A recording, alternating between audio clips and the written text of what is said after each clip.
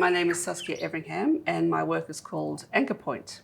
It's an idea that started last year, in fact, stemming from images of the floods up in the northern rivers. It was wall-to-wall coverage of pictures of wet everything. Everything was the same colour because the mud had just covered all the houses, the people, boats, everything was that same sort of muddy colour.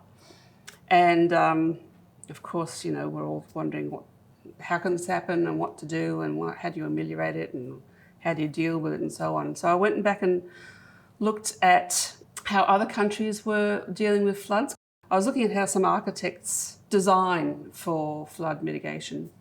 And across the various systems that the architects have come up with in different countries, the common theme was to have something like a pole embedded into the bed of the river, and then a house would sort of float up and down across the pole.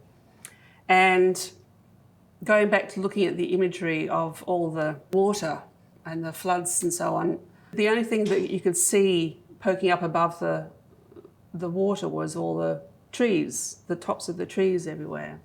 So I came up with this idea of maybe if we all had a tree, you know, in some marvellous utopian system, if we had a red river gum with very, very deep roots in the front of each of our gardens, you could then plant in a floodplain, and if a flood came, you could connect your house to it so it would just float up and down. But the deep roots of the tree would hold the house firm.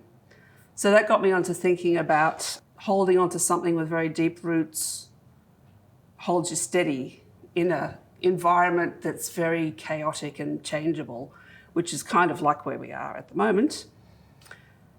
And I kind of was wondering about what kind of roots people must be looking for. You know, sometimes people go to personalities because they think that they can trust personalities. Sometimes they go to a religion for deep roots. Sometimes they go to their family, sometimes to their community.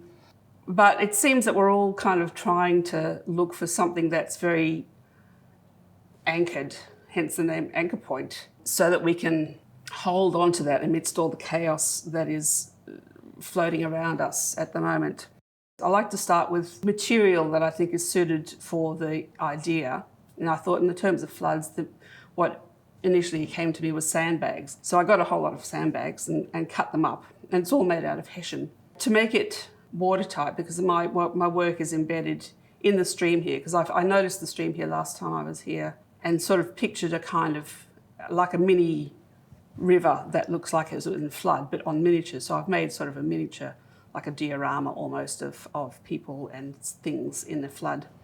I've used the squares of hessian as a kind of matrix to hold on to cement, and then put that over various wire frames to make a little pictures of houses, flooded houses and dead cows and people and things like that. So it's kind of like a starting point is to get that really coarse texture and that sense of everything being that monotone colour as it was in the floods. The high visible people were like the safety people, like the people who you could look to for directions on where to safety. And so there's little guys in high vis vests down there. And they're pointing to a safety point, which is, for me, in this case, I've made nature is the safety point. That's the anchor that I would turn to. Learning how to work with nature and form a stronger relationship with it than we have had. We've lost that. So I think reconnecting with that is very important. Oh, this garden is so inspirational.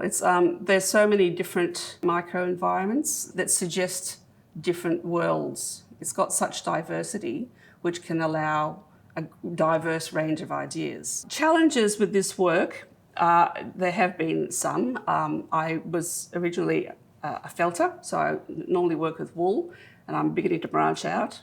And because this was an external had to be in water for 6 months, obviously felt wasn't going to last that long. So I had to find a more durable substance.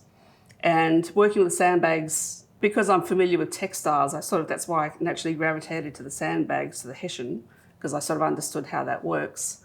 But to make it more durable, I knew that you could use material, like this sort of material, as a holder for other substances that would make them stronger, like you used to make plaster ceilings and you put horsehair in there to strengthen it. So it's the same sort of principle. But working the right ratio of cement was a bit of a challenge, trying to work out how much sand and getting the right information. So that was a little bit of a challenge. And it's not a pretty material to work with, I've got to say, but it does the job.